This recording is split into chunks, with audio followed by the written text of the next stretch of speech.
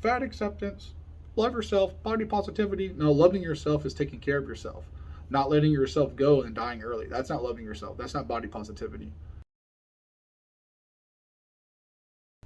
So I have something on my mind this morning I want to talk about. It's just rattling around in there. So I don't understand morbidly obese people and overweight people, the mindset that they have when they want to go lose weight.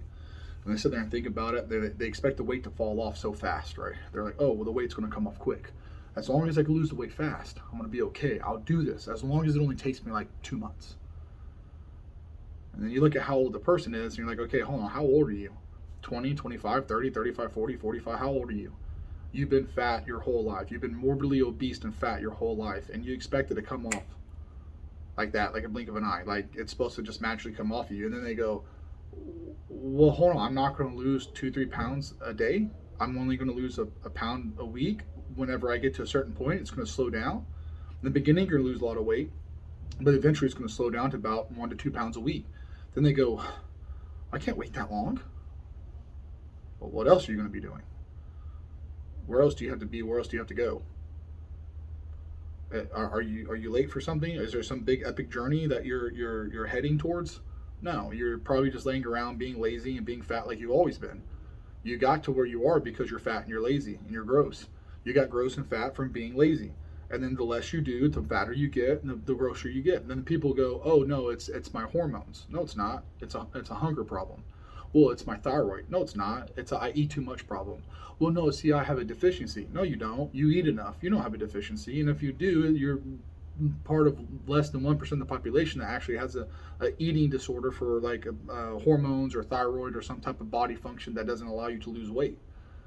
Most people don't have that. Most people have I'm hungry, so I'm going to overeat until I'm stuffed because I don't know how to control myself because I'm such a overweight fat person that I cannot control myself around food. When I see food, I have to eat it because I have a weak mindset.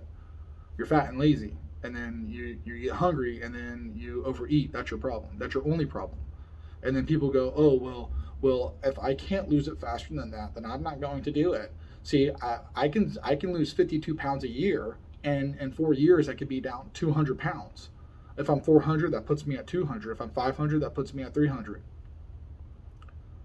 But instead, I'm just going to continue to be fat the rest of my life. I either lose quite a bit of weight in the beginning, slow down about 1 to 2 pounds a week, learn how to eat, learn how to habit, learn how to diet, and then by the time I get down to my target weight, I can maintain it. No, I can't wait that long. I won't wait that long. Instead of waiting 2 years or 3 years or 4 years to hit my goal, I'm just never going to do it and never hit my goal because that makes more sense. I can wait 3 years, which I have nothing going on right now anyways, because I mean, look at me. Or I can just continue to have nothing going on and continue not losing any weight. It just blows my mind. It just boggles my mind. I just don't understand why people do this. They want to lose weight, but then they're like, it's not going to come off fast enough. So instead of losing the weight quicker, I'm just going to not lose the weight at all whatsoever. Instead of losing it slowly and steady, I'm just not going to lose it at all because that makes more sense. I'd rather not lose anything over the next 4 years. In fact, I'd rather gain weight over the next 4 years than to lose weight over the next 4 years slowly and surely. It's just that logic. It's just that mindset. I don't understand it. It's a backwards way of thinking, and you're your biggest crutch. Now, look, if you want to be fat and gross, be the best fat and gross person you can be. If you want to be morbidly overweight, morbidly obese, be morbidly obese, be overweight. You want to have a short lifespan, have a short lifespan. That's you. That's your choice. I mean, you can do what you will, right? But if you want to take the journey to lose the weight, don't get discouraged just because all of a sudden I'm only losing a pound a week. Hey, that's a pound you didn't lose. That's a pound you would have kept. That's a pound that you would have gained if you weren't doing this. I didn't lose any weight this week, but you know what? You didn't gain any weight. You didn't gain any weight either. You didn't lose any, sure, but you also didn't gain any. Now, how much would you have gained if you weren't doing this? How much would you have put back on if you weren't doing this? Keep going forward. Keep moving. Keep pushing. Keep adjusting your diet. Keep adjusting your training. Keep pushing forward till you hit your goal. It will come eventually. You have to put the effort in. Whether you slow down to 1 pound every other week and you lose 2 pounds a month, that's still 2 pounds that you wouldn't have lost if you weren't doing this. Well, how long is this going to take? As long as it needs to take. As long as it needs to take. But it's going to get here faster if you keep going than it would if you just stopped.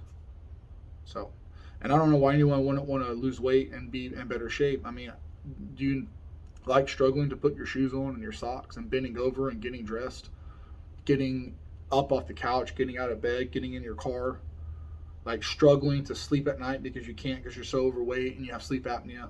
Is all that worth it? I mean, is that way of living enjoyable? Like I was the biggest I ever got when I was powerlifting was 290, and I was miserable. I felt so restricted in my body movements, emotions, and the way that my life was. It was such a miserable way to live. And I just don't understand why anybody wouldn't want to fix that and create it. Like I said, if you're fine with it, be fine with it. If you're happy being fat, fat acceptance, love yourself, body positivity. No, loving yourself is taking care of yourself, not letting yourself go and dying early. That's not loving yourself. That's not body positivity. Body positivity is going like, I have flaws, I need to fix them. I have health issues, I need to correct them. That's body positivity. That's loving yourself. Not like, well, I have diabetes, so I'm just going to keep taking insulin until it doesn't work no more and I die because I love myself. That's not self-love. So, but anyways, I just had it on my mind. Just want to get it off my head, get it out of my head and out there to the world.